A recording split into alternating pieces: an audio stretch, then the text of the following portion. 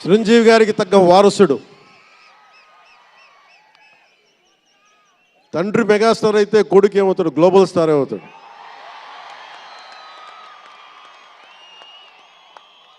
చిరంజీవి గారిని ఎందుకు అంటే ఎక్కడ గుర్తు పెట్టుకోవాలంటే, అంటే నాకు మా అన్నయ్య అంటే ఎందుకు గౌరవం, మొన్న కూడా ఇంట్లో అప్పుడప్పుడు చెప్తా ఉంటాం. ఆయన ఒక మొగల్తూరు నుంచి వచ్చిన వ్యక్తి, ఎవరు ఆధారం లేరు. మీరు ఇంతమంది లక్షల మంది ఇక్కడ ఉన్నారు, జనం ప్రజలందరూ ఉన్నారు. మనకి ఎవరో ఒకరు ఉండాలి అని అనుకోకర్లా, మీకు మీరే ధైర్యం. మీరు అనుకుంటే మీరు సాధిస్తారు. గుండె లోతుల్లో నుంచి నేను సంకల్ప బలం ఉండి దానికి తగ్గ పట్టుదల కార్యదక్షత ఉంటే మెగాస్టార్ చిరంజీవి గారిలాగా ఎలా సాధించగలరో ప్రతి ఒక్కరూ మీరు కోరుకున్న దాంట్లో సాధించగలరు. అంటే ఆయన ఒక్కడు పెరిగి మా అందరికీ ఆశ్రయం ఇచ్చాడు, ఊతం ఇచ్చాడు.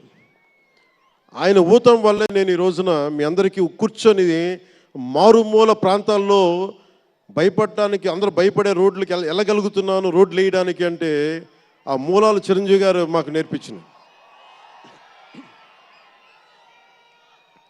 అంటే ఇది ఎందుకు చెప్తున్నానంటే, నేను చిరంజీవి గారిని ఎంత కష్టపడేవారు ఆయన కష్టపడి బయటికి వచ్చి ఇంటికి వస్తే నేను అర్ధరాత్రి పూట వెయిట్ చేసేవాడిని అక్కడ సోఫాలో పడుకున్నాను హాల్లో.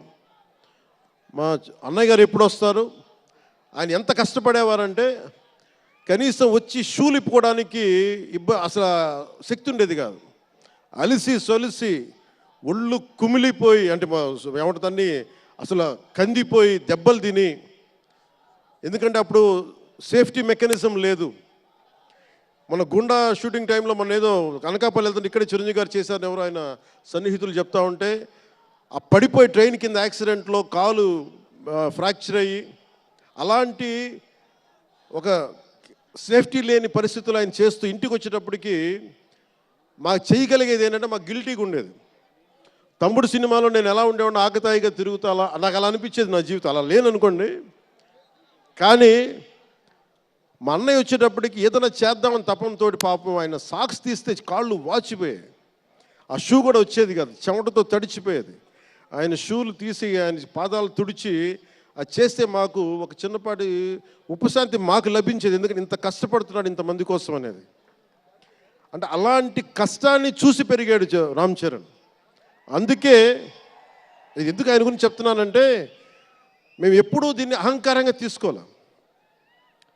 మెగా అభిమానులు ఇలాంటి పదాలు మేము ఎందుకు మాట్లాడమంటే, ఇక్కడ అందరి హీరోల అభిమానులు ఉన్నారు. జూనియర్ ఎన్టీ, మీరు అందరు సినిమాలు చూస్తారు. రామ్ చరణ్ ఒక సినిమాని ఎక్కువ ఇంకొక హీరోని ఇష్టపడచ్చు, ఒక హీరోని ఎక్కువ ఇష్టపడచ్చు. జూనియర్ ఎన్టీఆర్ గారిని ఇష్టపడతారు, అల్లు అర్జున్ గారిని ఇష్టపడతారు, అలాగే ఒక ప్రభాస్ గారిని ఇష్టపడతారు. ఇంకా హీరోస్ పేర్లు అందరూ చెప్పు ఒకసారి, మర్చిపోయి. ఘట్టంనేని మహేష్ గారిని ఇష్టపడతారు. అంటే నేను ఎందుకు అందరి హీరోల, క్షమించాలి, అందరి హీరోల అభిమానులని పేరు పేరున నేను సమయం తక్కువ ఎక్కువ మంచి అందరి హీరోలు పేరు పేరున చెప్తున్నాను. చిన్న చిత్తగా అట్లని చెప్పట్లా.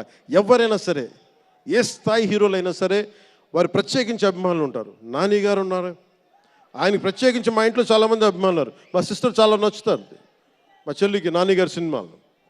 ఇలాగా మా ఇంట్లో అందరికి కూడా మాకు మా చిరంజీవి గారు మాకు నేర్పించింది, ఒక హీరోని ద్వేషించే పని మాకు ఎప్పుడు మాకు తెలియదు. మాకు చిన్నప్పటి నుంచి మా జీవితంలో కళమా తల్లి సాక్షిగా చెప్తున్నాం, ఎప్పుడు కూడా మా ఇంట్లో ఈ హీరో సినిమా పోవాలి, మేము ఉండాలి, మా ఇంట్లో ఎప్పుడు లేదు. అసలు ఆ సంస్కృతి మా ఇంట్లో లేదు.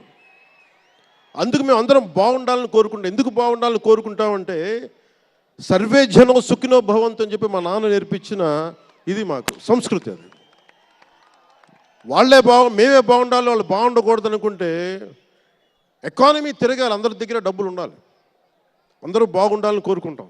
అలాంటి పరిస్థితుల్లో, అలాంటి వాతావరణంలో పెరిగా రామ్ చరణ్ అలాంటి వాతావరణంలో పెరిగిన వ్యక్తి. నాకు చాలా గర్వంగా ఉంటుంది, చాలా ఆనందంగా ఉంటుంది. అతని హార్స్ రైడింగ్ చూస్తే మటుకు నాకు చాలా అసూయ వస్తుంది. నాకు చాలా తక్కువ సందర్భాల్లో నాకు అసూయ వస్తాయి. మొన్న ఈ మధ్యన అరకుకి వెళ్ళినప్పుడు గిరిజన ప్రాంతాల్లో ఉన్న సోదరులను చూసి ఆ పచ్చని చెట్ల మధ్య వాళ్ళ జీవన విధానాన్ని చూసి నాకు అసూయ వచ్చింది. అలాంటి అసూయ రామ్ చరణ్ని చూస్తే నాకు మగధీరలు అనిపించింది. ఎంత అద్భుతంగా చేస్తున్నాడు ఇతను. చిన్నప్పుడు నేను కూడా నేర్చుకొని ఉంటే, ఇలా ఇంట్లో కూర్చొని కాళ్ళు బారజాపుకొని కూర్చోకుండా, పుస్తకాలు కాకుండా ఇంకేదైనా చేస్తుంటే నేను ఇంత అద్భుతంగా చేసేవాడిని అనిపించేది. ఆ పట్టుదలతోటి నాకు హార్స్ రైడింగ్ నేర్చుకోలేదు జీవితంలో. ఇప్పుడు గబ్బర్ సింగ్ సినిమాకి నాకు హార్స్ రైడింగ్ పెట్టారు. అందరూ ఏమనుకున్నారంటే పవర్ స్టార్ అంటే అన్నీ వచ్చేసి అనుకున్నారు. నాకు తెలియదు అయ్యింది. హార్స్ రైడింగ్ అని చెప్పారు. ఓకే అని గుర్రం చూపించారు నాకు. అది కచ్ రాష్ట్రం గుజరాత్లో. గుర్రం దగ్గరికి వెళ్ళా. సార్ ఏం లేదు, దౌడు తీసుకుంటే గ్యాలప్ మీద వచ్చేయాలంటే ఓకే షూర్ అన్నాను, డెఫినెట్గా వచ్చేస్తానన్నా. కింద పడితే ఏమవుతానో నాకు తెలియదు. సార్ నాకు ఒకటి తెలుసు, తెగింపు తెలుసు. గుర్రం దగ్గరికి వెళ్ళి చెప్పా, దానికి చెవిలో చెప్పాను, నాకు హార్స్ రైడింగ్ రాదు. వీళ్ళందరూ నన్ను ఎక్స్పెక్ట్ చేస్తారు నేను చాలా గొప్ప హార్స్ రైడర్ అని. అంటే హీరో అంటే అన్నీ తెలియాలనుకుంటారు. నాకు తెలియదు హార్స్ రైడింగ్. దానికి ఒక పంచదార ముక్కను చిన్న క్యారెట్ పెట్టా, జాగ్రత్తగా తీసుకెళ్ళి నాకు వదిలేవాను. పాపం ఆ గుర్రం అది నన్ను ఎంత అద్భుతంగా తీసుకెళ్ళిందంటే, అది మీరు చూసారు ఆ సీన్లో. నేను అందరినీ మోసం చేశాను ఆ సినిమాలో. నాకు హార్స్ రైడింగ్ రాకుండా సినిమా వరకే హార్స్ రైడింగ్ వచ్చినా కదా.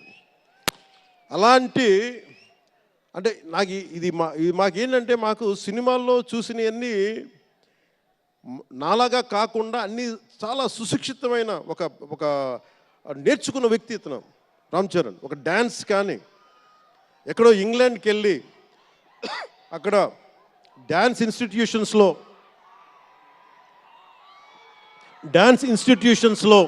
డ్యాన్స్ నేర్చుకొని ఇవన్నీ వచ్చిన వ్యక్తి.